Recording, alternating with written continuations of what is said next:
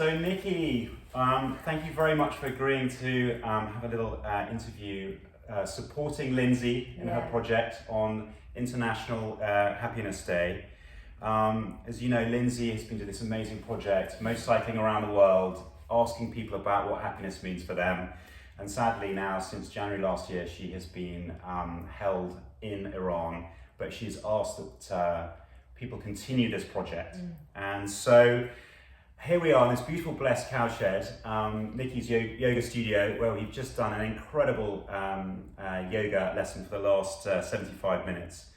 And appropriately, we're going to start this session just by grounding ourselves, taking a moment to pause, and just having a couple of conscious breaths, which is what we've pretty much been doing for the last hour and a half. So let's just take a nice deep inhale, hold at the top, and then a gentle exhale.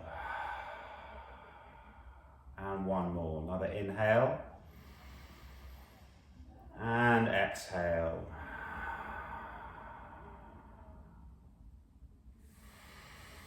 Wonderful. So hopefully we can have a little connection through our exploration about what happiness means to you. So I'm just going to ask these 4 questions. So the first question is, what does living a good life mean for you? Oh, great question. Living a good life for me is really about when I go to sleep at night and I close my eyes, how have I felt my day has been, and hopefully I have connected to myself. So every day I like to practice to breathe consciously. If I can do meditation, then I'll always try and fit that in, and a yoga practice, dreaming. Because what that gives me is a connection to me, but then a connection to others. So when I close my eyes at night and I think, oh, my day, amazing, I connected to myself, and because of that, I was then able to connect to others and hopefully share a little bit of love with this world. So that would be for me. Yeah. And what intentional activity would you say has had the greatest impact on your life? I think I know what you're going to say there. Of all the questions to ask me, well, yoga. Yoga for me is, well, it's my life. It's my life. So I practice it. It's my work, which doesn't even feel like work. It's like worship. And it's just what I do. It's how I am. So the greatest activity is the practice. And why is it the practice? Because the practice brings me back to my breath. The practice connects me, like I've just said, the connection. So to the breath, to the practice, to the movement of my body. So I feel really open. And it's just extraordinary. I just love it so much. I think if everyone in the world practiced yoga, it would be a lot more peaceful. Yeah. So yeah, I'm a big fan. That's it for me.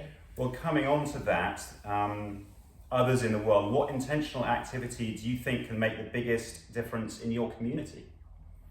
In my community, well, the community perhaps that you created here at Blessed, which is remarkable. Yeah, it's a beautiful thing.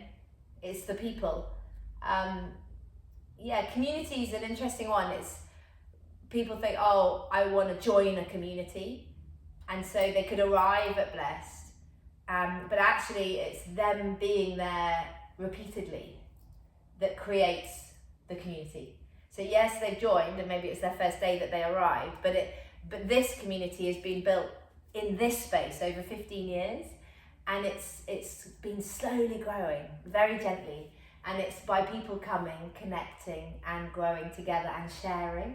And the practice enables us to open up, and because we're open, we perhaps even on vulnerable days know that we're supported and we're held.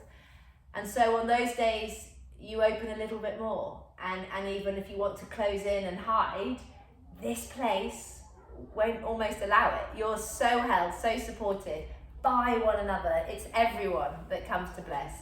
It is an extraordinary place, but it is everybody that comes, but it's not just one day. It's this continual movement of coming together regularly that creates this space, and I think that is probably the most powerful part of our community. And we're here on this beautiful spring day in Sussex, but I've observed over the years that when things are a little bit darker and people are in a difficult place, or their loved ones are in a difficult place, this community wraps them up and gives them that support. Yeah, so they feel safe. Yeah. So everybody should feel safe in the whole world. That would be a beautiful thing. If we all feel safe, then we soften, and when we soften, we can open, and when we're open, then we love. So it's fundamental. I want everyone to feel safe, and everyone that comes to Bless hopefully feels that, and maybe that is why they come, as you say. So it's a special place, and but wherever you are in the world, you can feel safe if you remember your breath. So just remembering your breath, this wonderful tool you've been given, it's your anchor. It's your anchor. I love to visualize my breath as like I'm chucking my anchor off the bow of my boat every single day, and when it grips into the seabed, I'm safe, I'm grounded, and then I soften, and then I open. But it's a practice. It's every day. You know, it's not just something you're born with. You just have to keep practicing, and then you just feel it all the time. But yeah. So maybe maybe to summarize then, if you could share a one-line message of hope for the world, what would it be? Your breath. Yeah, that's it, isn't it? It's remembering you have a breath, and then from the breath, the movement, which is the practice. That would be my one message. Your breath. Breath. Thank you, Nikki. That's amazing. Thank you much. Can we finish with a hug? Definitely. Oh, thank you so wonderful. much, Jimbo. Thank you. Thank you for everything you do for this amazing community. Oh, it's brilliant, and thank you. Yeah.